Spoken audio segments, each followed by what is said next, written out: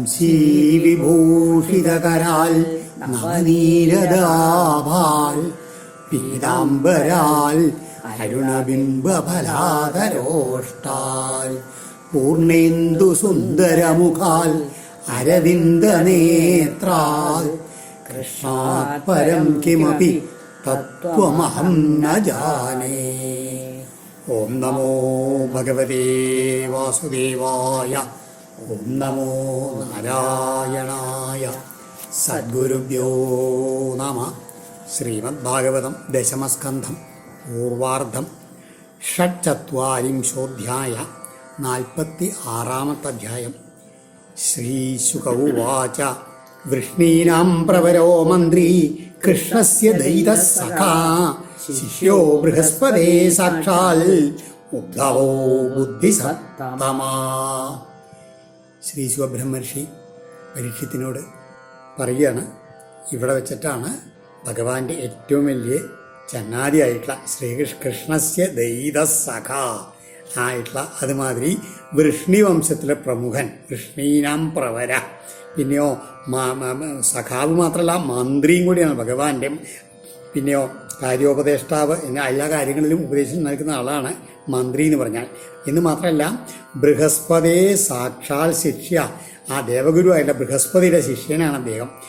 പിന്നെയോ മഹാബുദ്ധിസത്തമ മഹാബുദ്ധിമാനുമായിട്ട് ഉദ്ധവ ആസീൻ, ഉദ്ധവനുണ്ടായിരുന്നു എന്നാണ് പറയുന്നത്. ആ ഉദ്ധവൻ ഞാൻ ഇവിടെ തൊട്ടാണെങ്കിൽ ഉദ്ധവന്റെ പേര് ആദ്യമായിട്ട് വരികയാണ് ഭാഗവതത്തിലെ.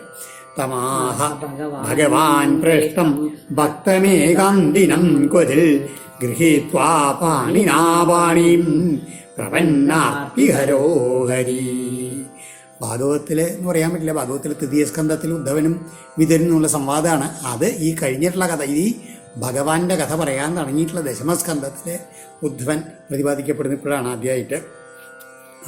ഇങ്ങനെയാണ് ഇദ്ദേഹം തം ആഹ, ആ ഉദ്ധവനോട് ഭഗവാൻ, ആരാണ് ഭഗവാൻ? പ്രപന്നാർത്തിഹര, തന്നെ ശരണം പ്രാപിച്ചവരുടെ എല്ലാം സങ്കടം തീർക്കുന്നവനായിട്ടുള്ള ഭഗവാൻ ഹരി ശ്രീകൃഷ്ണൻ ഏകാന്തിനം ഭക്തം, ആ ഏകാന്ത ഭാവത്തോടു കൂടിയിട്ടുള്ള തൻ്റെ ഭക്തനായിട്ടുള്ള തനിക്ക് ഏറ്റവും പ്രിയനായിട്ടുള്ള പ്രേഷ്ടം തം, ആ ഉദ്ധവനെ ഏകാന്തിനം ഒറ്റയ്ക്കിരിക്കുമ്പോൾ ക്വചിൽ ഒരവസരത്തിൽ പാണിനാ പാണിം ഗൃഹീത്വ ആഹ, ഏകാന്തത്തിൽ ചെന്നിരുന്നിട്ട് ആ ഉദ്ധവൻ്റെ കൈകൾ തൻ്റെ കൈകളിൽ അങ്ങനെ ചേർത്ത് പിടിച്ചുകൊണ്ട് ഉദ്ധവനോട് പറഞ്ഞു ഭഗവാൻ.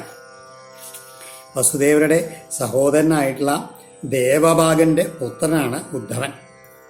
അദ്ദേഹത്തിന് ദേവശ്രവസ് എന്നും അറിയപ്പെടുന്നു പറയുകയാണ്. ഉത്തവോ ദേവഭാഗസ്യ മഹാഭാഗ സുതോ അഭവൽ പണ്ഡിതാനം പരംപ്രാഹുർ ദേവശ്രവസമുത്തമം എന്ന് ബ്രാഹ്മപുരാണത്തിലുണ്ട്. ഗച്ഛോദ്ധവവ്രജം സൗമ്യ പിത്രോർണൗ പ്രീതിമാവഹ ഗോപീനാം മദ്വിയോഗാധിം മത്സന്ദേശൈർവിമോചയാ. ഹേ സൗമ്യ, വളരെ സൗമ്യശീലനായിട്ടുള്ള ഉദ്ധവ, വ്രജം ഗച്ഛ, അങ്ങ് ഗോകുലത്തിലേക്ക് പോകണം. നൗ പിത്രോ, അവിടെ ഞങ്ങളുടെ അച്ഛനമ്മമാർക്ക് പ്രീതിം ആവഹ, അവിടെ ചെന്ന് ഞങ്ങളുടെ അവരുടെ അവർക്ക് വേണ്ടി സന്തോഷത്തിന് വേണ്ടിയുള്ള കാര്യങ്ങളൊക്കെ ചെയ്യണം. ഗോപീനാം മദ്വിയോഗാധീം മത്സന്ദേശൈ വിമോചയ, അവിടെയുള്ള ഗോപികമാർക്ക് എന്നെ പിരിഞ്ഞിട്ടുള്ള ആ വിരഹ ദുഃഖം കൊണ്ടുള്ള ആധി ഉണ്ടല്ലോ, ആ വിരഹം കൊണ്ടുള്ള ആധിയെ എൻ്റെ സന്ദേശവാക്കുകളെ കൊണ്ട് അതിനെല്ലാം അകറ്റണം. എന്ന് മാത്രല്ല മന്മനസ്ക മത്പ്രാണ മദർത്തേ ത്യക്തദൈഹിക യേ ത്യക്തലോകധർമാശ്ച മദർത്തേ തൻവിവർമ്യഹം. അതിൻ്റെ ഇടയിൽ ഒരു വരി അദ്ദേഹത്തിൻ്റെ പുസ്തകത്തിൽ വിട്ടിട്ടുണ്ട്. മറ്റേ അതായത് മാമേവ ദൈതം പ്രേഷ്ടമാത്മാനം മനസാഗത യേ ത്യക്തലോകധർമാശ്ച മദർത്തേ തൻവിവർമ്യഹം. അങ്ങനെ 3 വരിയുണ്ട് ആ ഗുരുവായൂർ ദേവസ്വത്തിൻ്റെ പുസ്തകത്തിലൊക്കെ. ഇതിൽ ആ ഇടയിലുള്ള വരി വിട്ടിട്ടുണ്ട് ഇദ്ദേഹം. അതായത് ആ ഗോപികമാരെങ്ങനെയാണ് മന്മനസ്ക, അതായത് എന്നിൽ തന്നെ മനസ്സുറപ്പിച്ച് മൽപ്രാണ എന്നിൽ തന്നെ ജീവനോടുകൂടി എനിക്ക് വേണ്ടിയിട്ട് എല്ലാ ദേഹസംബന്ധികളായ എല്ലാ കാര്യങ്ങളും തിരിച്ചവരാണെന്ന് പറയുകയാണ്. അവർ മദർത്ഥേ ത്യക്ത ലോകധർമ്മ, അവർ എനിക്ക് വേണ്ടി ലൗകിക സുഖങ്ങളെയും ധർമ്മ ആചാരങ്ങളെല്ലാം ഉപേക്ഷിച്ചിരിക്കുന്നതാണ്. താൻ അഹം വിഭവ, ഞാൻ അവരെ ഏറ്റെടുക്കുകയാണ് എന്ന് പറയുകയാണ്. എന്ന് മാത്രമല്ല അതിലെന്താണ്, മാമേവ ദൈതം പ്രേഷ്ടമാത്മാനം മനസാഗതി, ഇങ്ങനെ തങ്ങളുടേതായിട്ടുള്ള എല്ലാം വേണ്ടാന്ന് വെച്ചിട്ട് എന്നെ മാത്രം അവർക്ക് ഏറ്റവും പ്രിയപ്പെട്ടവനായിട്ട് തങ്ങളുടെ ആത്മാവായിട്ട് മനസ്സുകൊണ്ട് ഉറപ്പിച്ച് വെച്ചിരിക്കുക, എന്നെ അവർ ഉറപ്പിച്ചുകൊണ്ട് വെച്ചിരിക്കുകയാണ്. അങ്ങനെയുള്ള അവരെ ഞാനിതാ ഏറ്റെടുക്കാൻ പോവുകയാണെന്ന് പറയുകയാണ്. ബിഭർമി എന്നാ പറയണത്. മൈതാ പ്രേയസം പ്രേഷ്ടേ ദൂരസ്ഥേ ഗോകുലസ്ത്രിയ സ്മരന്ത്യോംഗ വിമുഹ്യന്തി വിരഹൗഖണ്ഡ്യ വിഹ്വല. ഹേ അംഗ, പ്രിയപ്പെട്ടവനായിട്ടുള്ള ഉദ്ധവ,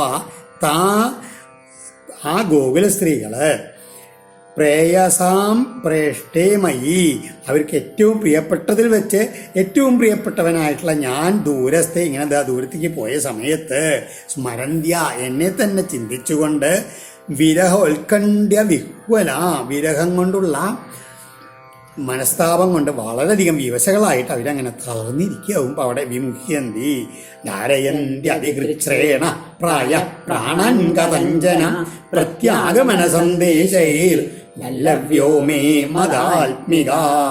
എന്നെ മതാത്മികളാണ് അവര്, അതായത് അവരെ തന്നെ തങ്ങളെ എല്ലാം എന്നിനെ സമർപ്പിച്ചവരാണ് അവര്. അങ്ങനെയുള്ള എൻ്റെ പ്രിയ വല്ലവിമാരെ എനിക്ക് ഏറ്റവും പ്രിയപ്പെട്ടവരാണ് അവര്. മേ വല്ലവ്യ പ്രത്യാഗമന സന്ദേശൈ, ഞാൻ തിരിച്ചു വരുന്ന അവർക്ക് ആ ഒരു സന്ദേശം കൊടുത്തിട്ടുണ്ടല്ലോ, അതെങ്ങനെയോ ഓർമ്മ ഉണ്ട് അവർക്ക്. അതുകൊണ്ട് കഥഞ്ജന അതികൃച്ഛ്രേണ പ്രായ പ്രാണാൻ ധാരയന്തി, ഞാൻ തിരിച്ചു വരുന്നുള്ള എൻ്റെ വാക്കുകളെ മാനിച്ച് അതും തന്നെ കാത്തുകൊണ്ട് അവരും തങ്ങളുടെ ആ ജീവനെ ഇങ്ങനെ ഒരുവിധം അങ്ങനെ നഷ്ടപ്പെടാണ്ട് ധരിച്ചുകൊണ്ടിരിക്കുകയാണ് എപ്പോഴും എന്ന് പറയുകയാണ്.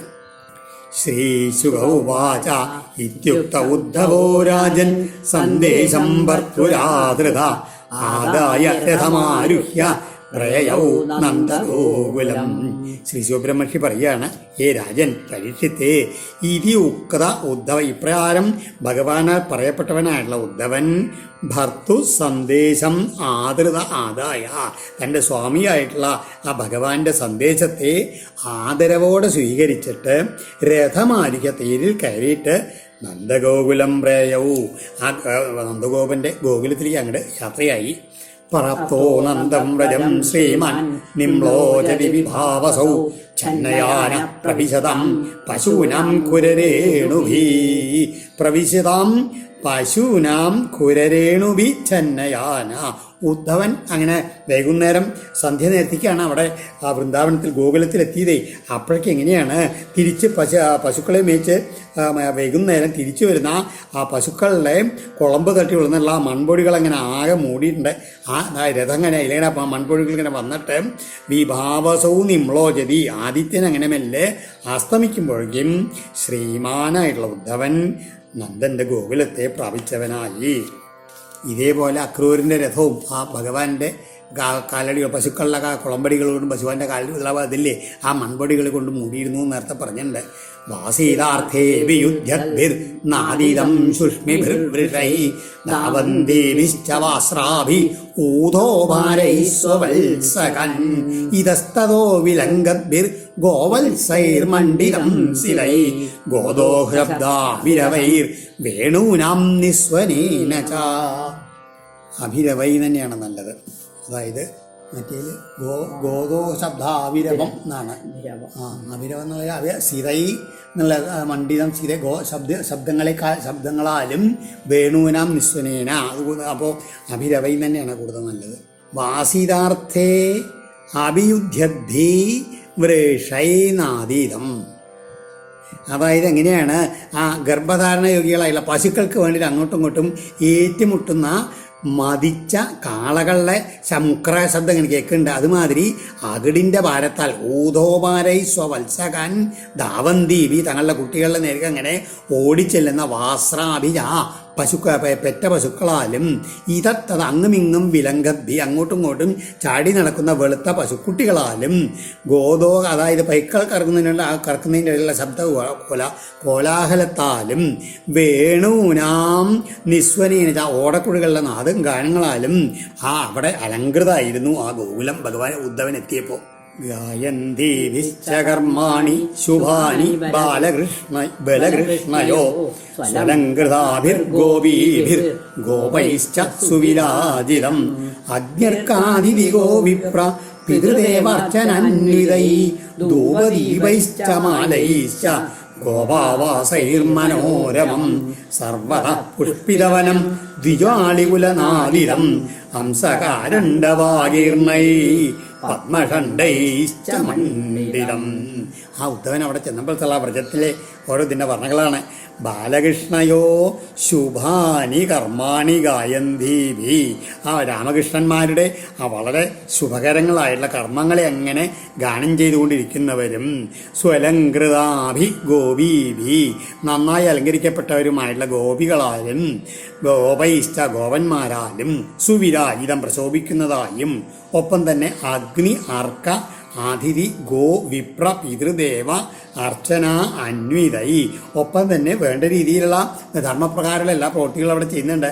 അഗ്നി, സൂര്യൻ, അതിഥികളെ, പശുക്കള്, ബ്രാഹ്മണര്, പിതൃക്കള്, ദേവന്മാര് ഇവർക്കൊക്കെ വേണ്ട രീതിയിലുള്ള പൂജകൾ ചെയ്തുകൊണ്ടിരിക്കുന്ന ഗോപാവാസേ ഗോപന്മാരുടെ ഭവനങ്ങളാലും ധൂപദീപൈശ്ച മാല്യൈശ്ച മനോരമം ധൂപങ്ങൾ, ദീപങ്ങൾ, പുഷ്പമാലകൾ ഇങ്ങനെയൊക്കെ ഇങ്ങനെ അലങ്കരിച്ചുള്ള ഹൃദയാകർഷമായിട്ടുള്ളതുമായിട്ടുള്ള എല്ലായിടത്തും പുഷ്പിതവനം പൂത്തു നിൽക്കുന്ന ഉദ്യാനങ്ങളോട് കൂടിയതും ദ്വിജാളി കുലനാദിതം പക്ഷികളും വണ്ടുകളും കൂവിയും മുരണ്ടും അങ്ങനെ ഇരിക്കുന്നതും ഹംസകാരണ്ഡവാകീർണ അരയന്നങ്ങളുടെയും കുളക്കോഴികളുടെയും സമൂഹത്താലും പത്മഷണ്ഡൈ നല്ല താമരപ്പൂ കൂമ്പി വരുന്ന താമരപ്പൂക്കളാലും മണ്ഡിതം അലങ്കൃതമായിരുന്നു ആ ഗോകുലം. ഉദ്ധവൻ അവിടെ ചെന്ന സമയത്ത് ആലോചിച്ച് നോക്കൂ, അവിടെ എല്ലാം ആ പണ്ട് പോയമായ ഭഗവാൻ അവിടുന്ന് പോയമായിട്ട് തന്നെ ഉണ്ടാവുക എല്ലാം ഗോകുലം സമൃദ്ധമായിട്ടുള്ള ഒന്ന് മാത്രമേ ഉള്ളൂ. കൃഷ്ണ മാത്രം അവിടെ ഇല്ല. കൃഷ്ണൻ അവരുടെ മനസ്സിൽ അങ്ങനെ നിറഞ്ഞു നിൽക്കേണ്ടത് മാത്രമേ ഉള്ളൂ. തമാഗതം സമാഗമ്യ കൃഷ്ണസ്യാനുചരം പ്രിയം നന്ദപ്രീത പരിഷ്വജ്യ വാസുദേവതിയാർച്ചയൽ ഭോജിതം പരമാന്യേന സംവിഷ്ടം കശിവൗ സുഖം ഗതശ്രമം പര്യവൃച്ഛൽ പാദസംവാഹനാദിഭി കച്ചിതംഗ മഹാഭാഗ സഖാണ ശൂരനന്ദന ആസ്തേ കുശല്യവത്യാദ്യൈർ യുക്തോ മുക്ത സുഹൃവൃത.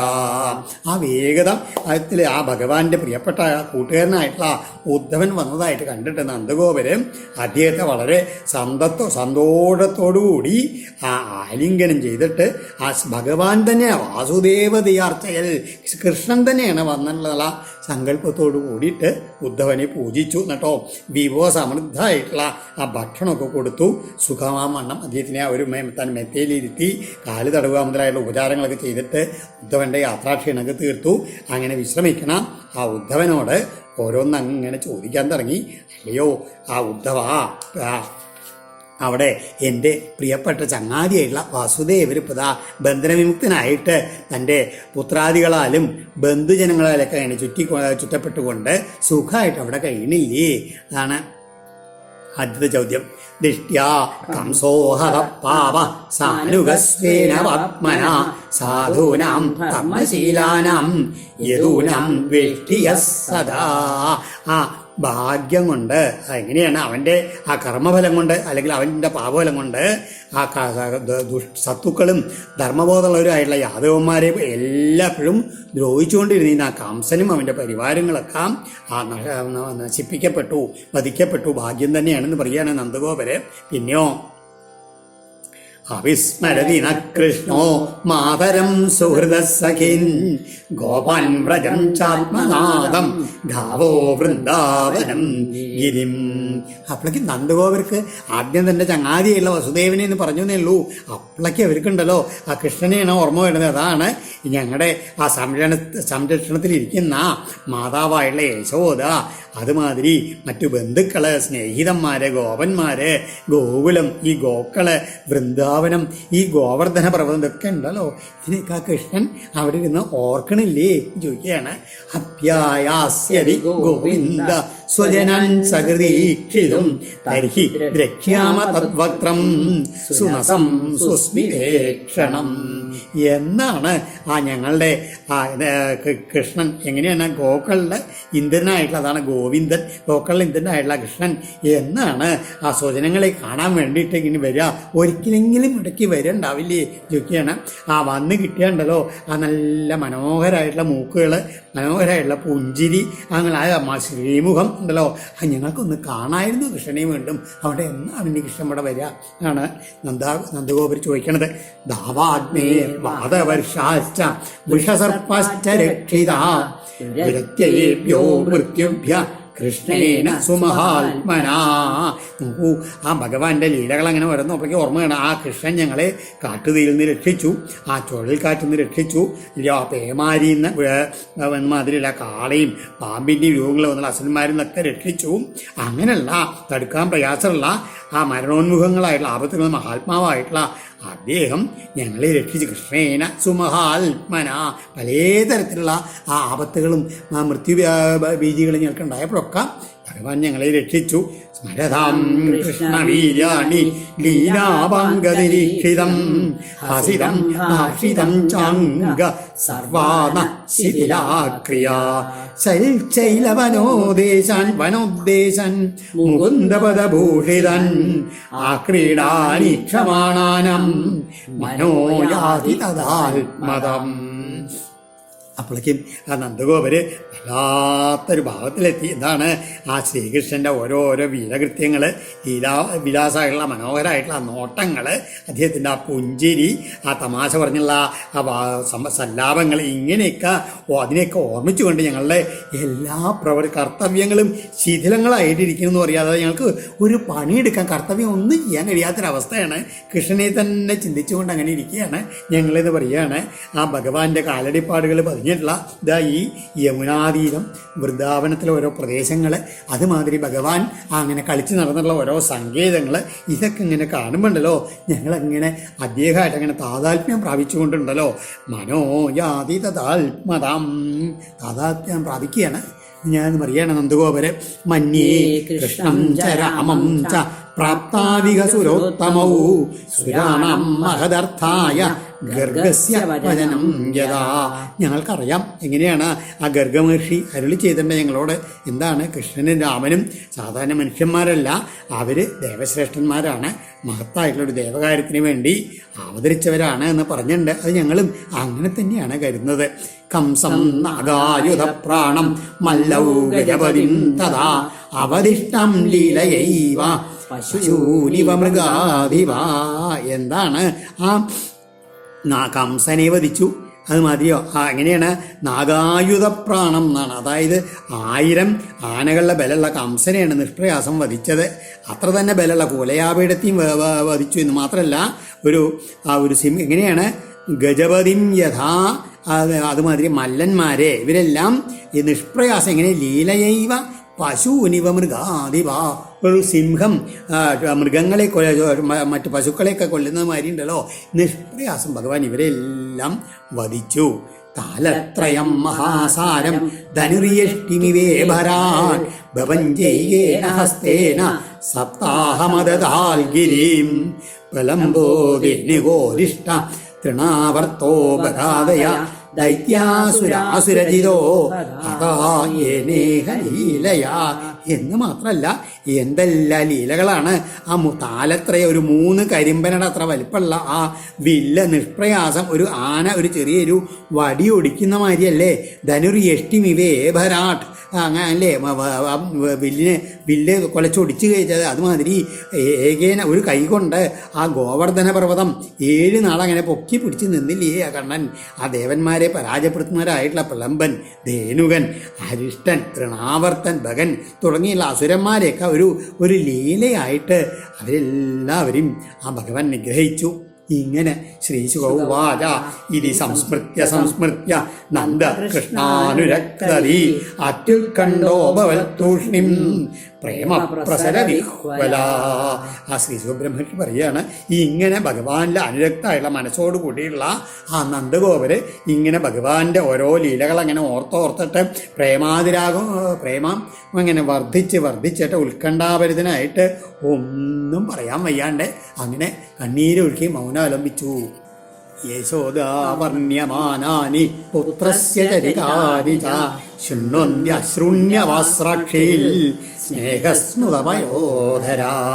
യശോദാദേവിയോ ആ നന്ദഗോപരിങ്ങനെ ഭഗവാന്റെ ഓരോ ലീലകളങ്ങനെ പറയണത് കേട്ടിട്ടുണ്ടല്ലോ.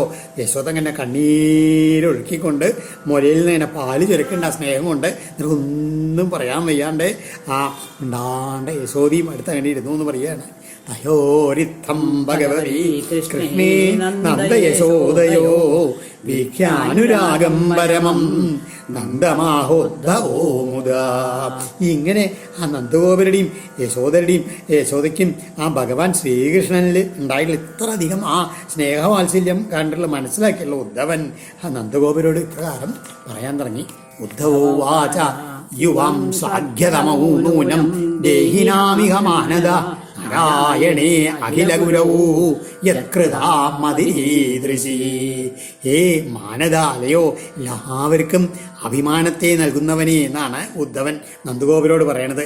കാരണം യുവാം ഈഹ, ഈ നിങ്ങൾ രണ്ടുപേരും ഈ ലോകത്തിലുള്ള ദേഹിനാം ശരീരത്തിലുള്ള മനുഷ്യന്മാരിലെ ഏറ്റവും ശ്ലാഘ്യനമോ ഏറ്റവും ശ്ലാഘനീയന്മാരിൽ ഏറ്റവും ശ്രേഷ്ഠന്മാരാണ് നിങ്ങളെന്ന് പറയണ. കാരണം സംശയമില്ല. എന്താന്ന് വെച്ച് കഴിഞ്ഞാൽ അഖില ഗുരവു നാരായണേ, എല്ലാവരുടെയും ഗുരുവായിട്ടുള്ള ഭഗവാൻ നാരായണനിലെ മതി ഈദൃശീകൃത, നിങ്ങളുടെ മനസ്സിനെ ഇപ്രകാരം അർപ്പിക്കപ്പെട്ട് കഴിഞ്ഞില്ലേ എന്ന് പറയുകയാണ്. നമുക്കൊക്കെ ഒന്ന് ആലോചിച്ച് നോക്കൂ. നമുക്കൊക്കെ നമ്മളുടെ മറ്റേ തിരക്കുകളുടെ ഇടയിൽ ആ നോക്ക് നമ്മുടെ നാമം ജപോ അല്ലെങ്കിൽ ഭഗവാനെ സ്മരിക്കാനാണ് നമുക്ക് സമയം കാണാത്തത്. അവരെന്തേ പറഞ്ഞ് കൃഷ്ണനെ സ്മരിച്ചുകൊണ്ട് അവർക്ക് അവരുടെ പ്രവൃത്തികളും കൂടി ഒന്നും ചെയ്യാൻ കഴിയാത്ത അവസ്ഥയിൽ എത്തിയിരിക്കുന്നു എന്നാണ് പറഞ്ഞത്. അതാണ് നമ്മളും നന്ദഗോപനും യശോദരയുള്ള വ്യത്യാസം.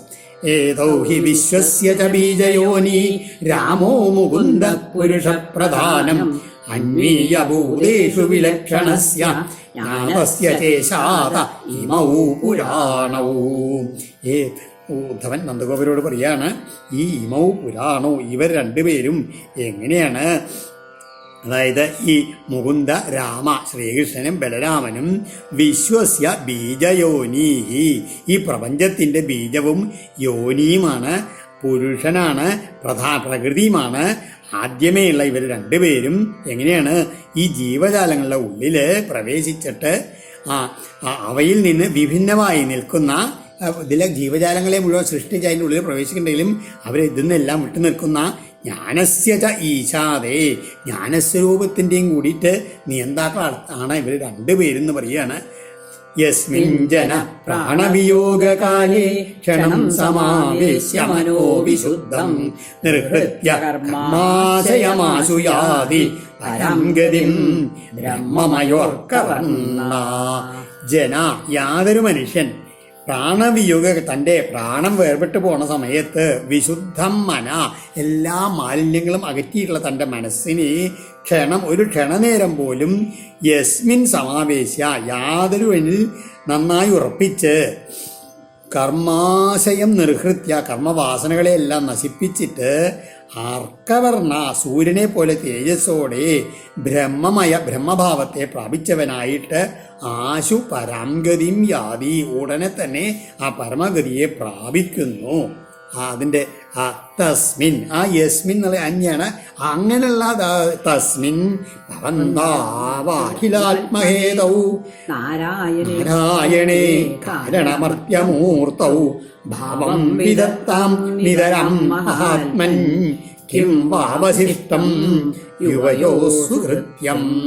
അങ്ങനെയുള്ള അവരിൽ, അതായത് അഖിലാത്മഹേതു, ലോകത്തിൻ്റെ ആകമാനം ആത്മാവായും കാരണമായും സ്ഥിതി ചെയ്യുന്നവനും കാരണമർത്യം, ഒരു കാരണം കൊണ്ട് മനുഷ്യരൂപം ധരിച്ചവനും മഹാത്മാവുമായ തസ്മിൻ, ആ ശ്രീനാരായണനിൽ ഭവന്തൗ, ഭവാന്മാർ ഭാവം നിതരാം വിധത്താം, വളരെ ശ്രേഷ്ഠമായിട്ടുള്ള പ്രേമഭാവത്തെ, ഭക്തിഭാവത്തെ കണക്കിലേറെ അർപ്പിച്ചിരിക്കുന്നു. നിതരാം അർപ്പിച്ചിരിക്കുന്നു പറയുകയാണ്. യുവയോ സുഹൃത്യം, നിങ്ങൾ ആ സുഹൃത്തത്തിൻ്റെ ഫലമായിട്ട് അവശിഷ്ടം ഇനി എന്താണ് അവശേഷിക്കും? നിങ്ങൾക്ക് എല്ലാ പുണ്യലോകങ്ങളും നിങ്ങൾക്ക് ലഭിച്ചു കഴിഞ്ഞു എന്ന് പറയുകയാണ്. ഈ ഭഗവാനിൽ ഈ ഭക്തി ഉണ്ടായതുകൊണ്ട് പേടിക്കൊന്നും വേണ്ട. നിങ്ങൾ ആഗമിഷ്യത്യദീർഘേണ കാലേന വ്രജമച്യുതാ പ്രിയം വിദാസ്യതേ പിത്രോ ഭഗവാൻ സത്വദമ്പതി. അദീർഘേണ കാലേന, അധികം വൈകാണ്ട തന്നെ ഭഗവാൻ സാത്വദാമ്പതി, ഭഗവാനും ഭക്തജനങ്ങളുടെ സംരക്ഷകനുമായിട്ടുള്ള അച്യുത ശ്രീകൃഷ്ണൻ വ്രജം ആഗമിഷ്യതി, ഗോകുലത്തിലേക്ക് വരും തീർച്ചയാണ്. പിത്രോ പ്രിയം വിദാസ്യതേ, അമ്മച്ചന്മാരായിട്ടുള്ള ഭഗവാന്മാർക്ക് പ്രിയത്തെ ചെയ്യും എന്ന് പറയുകയാണ് ഉദ്ധവൻ ഇവരോട്. ഹത്വാ കംസം രംഗമധ്യേ പ്രദീപം സർവസത്വതം യദാഹവ സമാഗത്യ കൃഷ്ണ സത്യം കരോതിതൽ.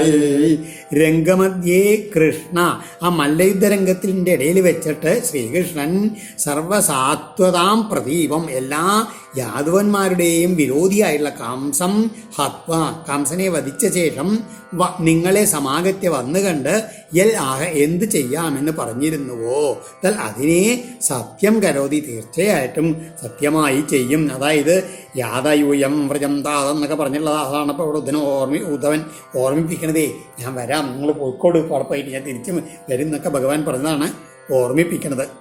മാഖിദ്യതം ഭാഗൗ ദ്രക്ഷ്യത കൃഷ്ണമന്ദിയേ അന്തർഹൃതി സഭൂതാനാം ആസ്തേ ജ്യോതിരിവൈദസി. ഹേ മഹാഭാഗൗ, അല്ലയോ മഹാഭാഗ്യശാലികളായവരെ, മാഖിദ്യതം, ഒട്ടും ഖേദിക്കേണ്ട നിങ്ങളെന്ന് പറയാണ്. അന്തികേ, താമസിയാതെ തന്നെ കൃഷ്ണം ദ്രക്ഷ്യത, ഭവാന്മാര് ആ ഭഗവാനെ കാണുന്നതാണ്. അദ്ദേഹം ഏതസി ജ്യോതിവ, എങ്ങനെയാണ് അദ്ദേഹം വിറകുമുട്ടിയില് അഗ്നി എന്ന പോലെ ഭൂതാനാം അന്തർഹൃദയാസ്ത, എല്ലാ ഭൂതങ്ങളുടെയും ഉള്ളില് അവരുടെ ഹൃദയാന്തർഭാഗത്തിൽ ഇരിക്കുന്നുണ്ട് ഭഗവാൻ എപ്പോഴെന്ന് പറയാണ്. നഹ്യാസ്യാസ്തി പ്രിയ കശ്ചിൽ നാ പ്രിയോ വാസ്ത്യമാനിന നോത്തമോ നാദമോ നാഭി സമാനസ്യ സമോപി വാ. അമാനിന, അതെങ്ങനെയാണ്? അഭിമാനരഹിതനാണ് ഭഗവാൻ. സമാനസ്യ, അതുമാതിരി സമഭാവനയുള്ളവനായിട്ടുള്ള ആ ഭഗവാന് അസ്യ കശ്ചിൽ പ്രിയ അസ്തി, തനിക്ക് പ്രിയപ്പെട്ടവനായിട്ട് ഒരാളില്ല ഭഗവാന്. എന്നാലോ അപ്രിയനായിട്ടും നഹി അസ്തി, ഒരാളില്ല, ആരുമില്ല തന്നെ. ഉത്തമനായിട്ടൊരാളില്ല, അധമനായിട്ടൊരാളില്ല. പിന്നെയോ ന മാതാ ന പിതാ തസ്യ ന ഭാര്യ ന സുതാദയ നാത്മീയോ ന പരശ്ചാമി ന ദേഹോ ജന്മ ഏവച. പിന്നെ ആലോചിച്ച് നോക്കിയാൽ അദ്ദേഹത്തിന് അച്ഛനില്ല, അമ്മയില്ല, ഭാര്യയില്ല, മക്കളില്ല, ആ സ്വന്തക്കാരില്ല, അന്യരായിട്ട് ആരുമില്ല. ദേഹ, ഈ ശരീരം എടുക്കലോ ഈ ജന്മമോ ഇതൊന്നും ആ ഭഗവാനെ ആത്മഭാവത്തിൽ ചിന്തിച്ചാൽ ഇല്ല. നചാസ്യ കർമ്മവാലോകേ സദസന്മിശ്രയോനിഷു ക്രീഡാർത്ഥ സോപി സാധൂനം പരിത്രാണായ കൽപ്പതേ. അസ്യ, അദ്ദേഹത്തിന് ലോകേ ലോകത്തിൽ ചെയ്യേണ്ടതായിട്ടുള്ളൊരു കർമ്മമില്ല.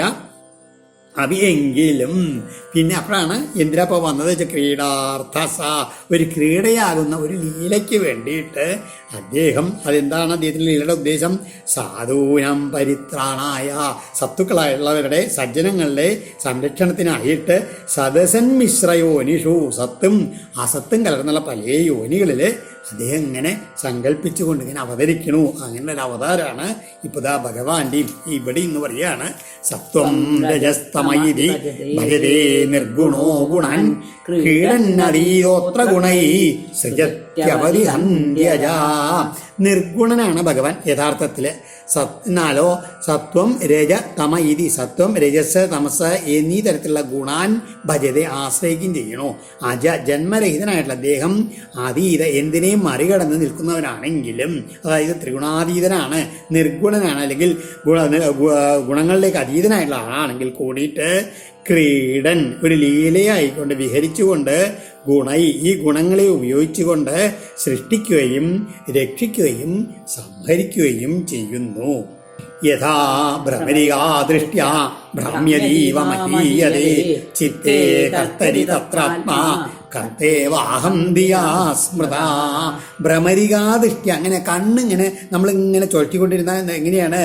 യഥാ മഹീ ഭ്രാമ്യതീവ, നമ്മളുള്ള കണ്ണിങ്ങനെ ചുറ്റിയിട്ടില്ല, അല്ലെങ്കിൽ നമ്മൾ ഇങ്ങനെ വട്ടം കറങ്ങിയിട്ട് പെട്ടെന്ന് നിന്ന് കഴിഞ്ഞാൽ ഭൂമി മുഴുവൻ അങ്ങനെ ചുറ്റും തിരിയണമായിട്ട് തല ചുറ്റണമായിട്ട് തോന്നില്ലേ? ഈ അതേ തോന്നും. അത് പ്രകാരം ചിത്തേ കർത്തരി, ഈ അവനവൻ്റെ ചിത്രം പ്രവർത്തിക്കുന്ന സമയത്ത് തത്ര അതിൽ അഹംദിയ, ഞാനെന്ന ഭാവം കൊണ്ട് ആത്മാ കർത്തായി താനാണ് അതൊക്കെ ചെയ്യണം, പ്രവർത്തിക്കുന്ന പോലെ തോന്നപ്പെടുന്നു. അങ്ങനെയുള്ളൊരു തോന്നൽ മാത്രമാണ് ഈ പ്രപഞ്ചം മുഴുവൻ. യുവയോരേവ നൈവായം ആത്മജോ ഭഗവൻ ഹരി സർവേഷാം ആത്മജോ ഹ്യാത്മാ പിതാ മാതാ സ ഈശ്വര. അവർക്ക് ആ ആത്മവിദ്യയാണ് പറഞ്ഞു കൊടുക്കണേ. അയം ഇദ്ദേഹം ഭഗവാൻ ഹരി, ഭഗവാനായുള്ള ശ്രീഹരിയാണ്. യുവയോ ഏവ ആത്മജ ഏവ ന, നിങ്ങളുടെ മാത്രം പുത്രനൊന്നല്ല ഇദ്ദേഹം എന്ന് പറയാണ്. സർവേഷാം ആത്മജഹി, എല്ലാവരുടെയും പുത്രനാണ് ഇദ്ദേഹം. ഒപ്പം തന്നെ അദ്ദേഹം ആത്മാവും പിതാ മാതാ ഈശ്വരജ, എല്ലാവരുടെയും ആത്മാവാണ്, അച്ഛനാണ്, അമ്മയാണ്. അങ്ങനെ നോക്കുമ്പോൾ ഈ പ്രപഞ്ചത്തിലെ എല്ലാവരുടെയും അച്ഛനായിട്ടും അമ്മയായിട്ടും കാര്യം എല്ലാമായിട്ട് ഇരിക്കുന്ന ഈ ഭഗവാൻ തന്നെയാണ്. അതായത് എങ്ങനെയെന്ന് വെച്ച് കഴിഞ്ഞാൽ ഭഗവാൻ സാക്ഷാൽ ഈശ്വരനായിരിക്കും. എങ്ങനെയാണ് പുത്രഭാവത്തിൽ വീക്ഷിക്കണം? അവർക്കെല്ലാം പുത്രനാണ്. പിതൃഭാവത്തിലാണ് നമ്മൾ ഭഗവാനെ കാണുന്നതെച്ചാൽ അവരുടെയൊക്കെ പിതാവാണ്. നമ്മൾ മാതൃഭാവത്തിലാണ് ആ ഈശ്വരനെ കാണുന്നതെച്ചാൽ നമ്മുടെ മാതാവാണ്. അങ്ങോട്ടുള്ള ഭാവത്തിന് അനുസൃതമായിട്ടാണ് ഇങ്ങോട്ടുള്ള പ്രതികരണം എന്നർത്ഥം. ദൃഷ്ടം ശ്രുതം ഭൂതഭവൽ ഭവിഷ്യൽ സ്ഥാസ്നുശ്ചരിഷ്ണുർ മഹദൽപകം ച വിനാച്യുതൽ വസ്തുതരം നവാച്യം സ ഏവ സർവം പരമാർത്ഥഭൂത. ഈ പ്രപഞ്ചത്തിലെ ഒരു വസ്തുവും എങ്ങനെയാണ്? അച്യുതാത് വിന, ഭഗവാനിൽ നിന്ന് അന്യമായിട്ട് എങ്ങനെ? വാച്യം ദൃഷ്ടം ശ്രുതം, പറയപ്പെടാവുന്നതായിട്ടോ കാണപ്പെട്ടതോ കേൾക്കപ്പെട്ടതോ ഭൂതഭവൽ ഉണ്ടായിക്കഴിഞ്ഞതോ ഇനി ഉണ്ടായിക്കൊണ്ടിരിക്കുന്നതോ ഉണ്ടാകാനിരിക്കുന്നതോ സ്ഥാസ്നു സ്ഥാവരമായതോ ചരിഷ്ണു ജംഗമമായതോ മഹത് വലിയതോ അല്പകം ചെറിയതോ ആയ വസ്തു ഒരു വസ്തുവും ഇല്ല തന്നെ. പരമാർത്ഥമായിരിക്കുന്ന സേവ അദ്ദേഹം മാത്രമാണ് സർവം. അതായത് ഭഗവാനിൽ നിന്ന് വേറിട്ടിട്ട് പ്രപഞ്ചത്തിൽ ഒന്നുമില്ല എന്ന് പറയുകയാണ്. ഉണ്ടായിട്ടില്ല, ഇപ്പം ഉണ്ടായതുമില്ല, ഇപ്പം ഉണ്ടാവുന്നില്ല, ഇനി ഉണ്ടാവാൻ പോകുന്നില്ല. ചെറുതായിട്ടും വലുതായിട്ടുമുള്ള പ്രപഞ്ചത്തിലെ എല്ലാ വസ്തുക്കളും നിറഞ്ഞു നിൽക്കുന്ന ആരാണ്? ഈ അച്യുതൻ തന്നെയാണ്. ഏവം നന്ദസ്യ കൃഷ്ണാനുചരസ്യ രാജൻ ഗോപ്യ സമുദ്ധായ നിരൂപ്യ ദീവാൻ വസ്തുൻ സമഭ്യർച്യ ദധിന്യമന്ദൻ. പരീക്ഷിത്തെ ശ്രീ സുബ്രഹ്മണ്യ കഥ തുടരുകയാണ്. ഏവം നന്ദസ്യ, ഇങ്ങനെ നന്ദഗോപനും കൃഷ്ണാനുചരസ്യ ഉദ്ധവനും ഇപ്രകാരം ഇങ്ങനെ ഓരോ വർത്തമാനങ്ങൾ ബ്രുവതോ പറഞ്ഞുകൊണ്ടിരിക്കെ സാ നിശാവ്യതീത, രാത്രി മുഴുവൻ അവരിങ്ങനെ ആ ഭഗവാന്റെ മഹത്വം പറഞ്ഞുകൊണ്ട് അങ്ങനെ കഴിഞ്ഞു കൂട്ടി എന്ന് പറയുകയാണ്. ആ സമയത്ത് വെളിച്ചാവാൻ കാലമായപ്പോഴേക്കും ഗോപ്യ സമുദ്ധായ ഗോപികമാരെ എഴുന്നേറ്റിട്ട് ദീപാൻ നിരൂപ്യ, വിളക്കൊക്കെ കൊളുത്തി വെച്ചിട്ട് വാസുദേവതകളെയൊക്കെ പൂജിച്ച ശേഷം ദധീനി അമന്ധൻ, തൈരങ്ങട് കടയാൻ ആരംഭിച്ചു രാവിലെ നേരത്തെ. വാസ്തൂൻ ദേഹ എന്ന് പറഞ്ഞാൽ എന്താണ്? ഗൃഹത്തിൻ്റെ രാവിലെ ഉമ്മറോ മുറ്റത്തിൻ്റെ മുറ്റമൊക്കെ അടിച്ച് വാരിയിട്ട് കഴുകിയിട്ട് കോലം അതൊക്കെയുള്ള ഈ പ്രവൃത്തികളൊക്കെയാണ് വാസ്തുവിൻ സമഭ്യർച്ച എന്ന് പറഞ്ഞതിനെ പറ്റി ശ്രീധരാചാര്യ പറയണത്.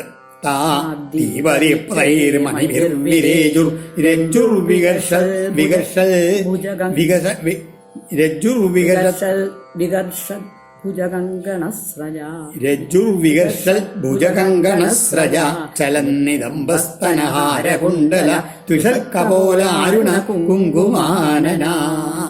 അങ്ങനെ തൈര് കടയാണ്. എങ്ങനെ? രജ്ജു വികഷൽ ഭുജ കങ്കണശ്രജ, കയറുകളങ്ങനെ വലിക്കണ കൈകളാൽ അതിനെ വളകളും മാലകളൊക്കെ ഇട്ടുണ്ട്, അതൊക്കെ ഇങ്ങനെ കിലുങ്ങുണ്ട്. ഒപ്പം തന്നെ ചലൽ നിലംബസ്തനഹാരകുണ്ടലത്വിഴൽ കപോല അരുണ കുങ്കുമാനന, അരക്കെട്ടകൾ അങ്ങനെ ഇളകുന്നുണ്ട്. ആ മാലിടങ്ങളിൽ കുലുങ്ങുണ്ട, അതിലുള്ള മുത്തുമാലകളൊക്കെ ഇങ്ങനെ ഇളകുന്നുണ്ട്. ആ കുണ്ടലങ്ങളങ്ങനെ മിന്നുന്ന കവിൾത്തടത്തിൽ ഇങ്ങനെ ഇളകിക്കൊണ്ടിരിക്കേണ്ട ഈ തൈര് കടയണ നേരത്തെ അങ്ങനെ നല്ല ചുവന്ന കുങ്കുമം ചാർത്തിയുള്ള മുഖത്തോടു കൂടിയുള്ള ആ ഗോപികമാര് ദീപദീപ്തൈ, ആ ദീപങ്ങളെ കൊണ്ട് തിളങ്ങുന്ന രത്നങ്ങളാൽ അതിലെങ്ങനെ അവരുടെ ആ സൗന്ദര്യം അതിലങ്ങനെ ശോഭിച്ചു എന്ന് പറയുകയാണ്. ഇന്ന് മാത്രോ ഉദ്ഗായതീനാം അരവിന്ദലോചനം വ്രജാംഗനാനം ദിവമസ്പൃശൽ ധ്വനി ദഗ്നശ്ച നിർമന്ദനം ശബ്ദമിശ്രിതോ നിരസ്യതേയേന ദിശാം അമംഗളം. ഇങ്ങനെ അവര് കയറി ഇറങ്ങുന്ന സമയത്ത് എന്താണ് അരവിന്ദലോചനം ഉദ്ഗായതീനാം, അതായത് ആ ചെന്താമരക്കണ്ണനായിട്ടുള്ള ഭഗവാനെ കുറിച്ചിട്ടുള്ള ഓരോരോ ഗാനങ്ങൾ അങ്ങനെ ഉറക്കെ പാടിക്കൊണ്ടിരിക്കുകയാണ്. അങ്ങനെയുള്ള വ്രജാംഗനാനാം ധ്വനി, ആ ഗോകുല സ്ത്രീകൾ ആ ഗാനശബ്ദം ദഗ്നച്ച നിർമന്ദന ശബ്ദ മിശ്രിത, ആ തൈര് ഘടനയുടെ ശബ്ദത്തോടു കൂടി ഇങ്ങനെ ചേർന്നുകൊണ്ടാണ് ഇവരുടെ ആ പാട്ടങ്ങനെ അതങ്ങനെ ദിവം അസ്പൃശൽ, ആകാശത്തിലേക്ക് കൂടി അങ്ങനെ വ്യാപിച്ചു എന്ന് പറയുകയാണ്. ഏനാ യാതൊന്നിനാൽ ദിശാം അമംഗളം നിരസ്യതേ, ദിക്കുകളിലെ എല്ലാ അമംഗളങ്ങളും പെടുന്നു എന്ന് പറയുകയാണ്. അത്ര ശ്രേഷ്ഠമാണ് രാവിലെ നേരത്തുള്ള തൈരുകടയിലും ഭഗവാന് കിട്ടിയിട്ടുള്ള ഓരോ സ്തോത്രങ്ങൾ ചെല്ലലും. ഇനി ആ ഉദ്ധവര് ബബുരോട് പറയും യാസാം ഹരികതോൽഗീതം പോയാ പുനാതി ഭുവനത്രയെന്നൊക്കെ ഈ ഉദ്ധവൻ തന്നെ ഈ ഗോപികമാരുടെ ഇതിനെയൊക്കെ പറ്റിയിട്ട് സ്തുതിച്ചുകൊണ്ട് ഒടുവിൽ അടുത്ത അധ്യായത്തിൻ്റെ ഒടുവിൽ പറയും ഭഗവത്യുദിരേ സൂര്യേ നന്ദദ്വാരി പ്രചൗകസ ദൃഷ്ട്വാരതം ശാന്തകൗംഭം കസ്യായമിതി ചബ്രുവൻ. ഇത് നേരത്തെ ബ്രാഹ്മമുഹൂർത്തത്തിൽ എഴുതിയിട്ടുണ്ട് ഈ തൈര് കടയാനൊക്കെ തുടങ്ങിയിട്ട്. അതിനുശേഷം ഭഗവതി സൂര്യേ ഉദിതേ, രാവിലെ സൂര്യൻ ഉദിച്ചു വന്നപ്പോഴേക്കും നന്ദഗോപുരുടെ ഭവനത്തിൻ്റെ ആ വാതിലിൻ്റെ അടുത്ത് ശാതകൗംഭം രഥം ദൃഷ്ട്വ, നല്ല സ്വർണം കൊണ്ടുള്ള തേര് കണ്ടിട്ട് അയം കസ്യ ഇതി ച വ്രജൗകസ, അപ്പോഴേക്കും അവരെല്ലാവരും പുറത്ത് നോക്കിയിട്ട് ഇവിടെ നന്ദഗോപുരം മുമ്പിൽ വലിയൊരു സ്വർണ്ണത്തേര് വന്നിട്ടുണ്ടല്ലോ, ആരെയാണത്?